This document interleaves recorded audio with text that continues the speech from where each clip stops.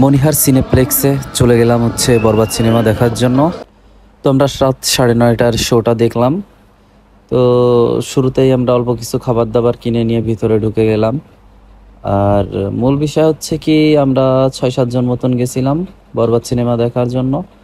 পুরো সিনেমাটা দেখেই অনেক ভালো লাগছিল, কিন্তু মূল বিষয়টা হচ্ছে কি, আসলে সিনেমার যে হিরো সাকিব খান আর ভিলেন ছিল যিশু, কিন্তু যিশুকে যেভাবে রিপ্রেজেন্ট করা হয়, আসলে এত সুন্দর হিংস্রভাবে প্রথম থেকেই তাকে প্রেজেন্ট করা হয়। কিন্তু কি আর বলবো, যে দর্শকের মধ্যে একটা উত্তেজনা ছিল যে নায়কের মুখোমুখি হলে তার সাথে মনে হয় মানে ভালো কিছু অ্যাকশন হবে। যিশুর সামনে হচ্ছে শাকিব খান তার ভাইয়ের হাতটা কেটে ফেলে, কিন্তু মানে যিশু কিছুই বলে না। আসলে যিশু দাঁড়ায় পড়ে থাকে, মানে এইটা লাস্ট ফিনিশিংয়ে যে এইরকম মোমেন্টে এসে মানে ভিলেন কোনো কিছু বলবে না, আর লাস্ট টাইমে এসে যিশু মানে একবারে নর্মালি যে মানে মূল ভিলেন না, নর্মালি একজন পার্সন এসে হিরোদের কাছে যেভাবে মার খায় ঠিক সেমভাবেই মার খাইলো। এটা আসলেই কোনোভাবে মেনে নেওয়া যায় না। আর মাঝপথে নায়িকা যে সাকিবের সাথে যে প্রতারণা করে, আর হচ্ছে নায়কের বাবার সামনে যেভাবে রিপ্রেজেন্ট করে, নায়িকাকে দেখে মনে হয় যে নায়ক ভয়ানকভাবে নিজেকে তৈরি করছে, সেরকম কোনো কিছু একটা ঘটতে পারে। কিন্তু বিশ্বাস করেন, এইখানে তেমন কোনো কিছুই ছিল না। পুরো মুভিটা খুবই মানে জমজমাট একটা ভাব ছিল, কিন্তু লাস্ট ফিনিশিংয়ে এসে যে এত বাজে রকমভাবে মানে শেষ করবে, এটা কোনোভাবেই আমরা এক্সপেক্ট করি নাই।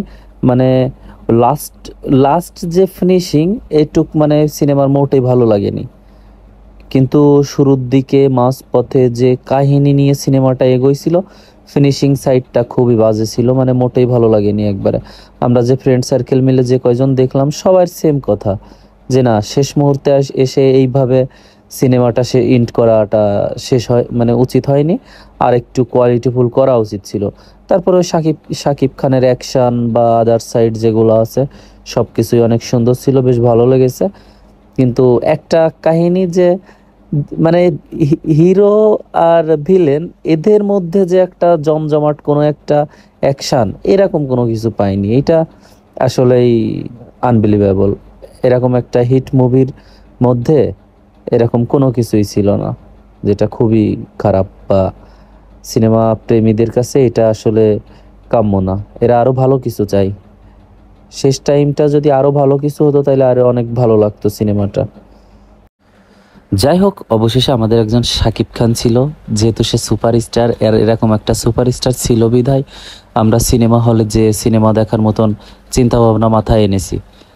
যাই হোক, শাকিব খানের জন্য শুভকামনা, যেন আরো ভালো ভালো সিনেমা করে, আরো অনেক মানে ভালো অ্যাকশন মুভিগুলা করে, যাতে আমরা সিনেমা হলে যে সিনেমাগুলো দেখতে পারি।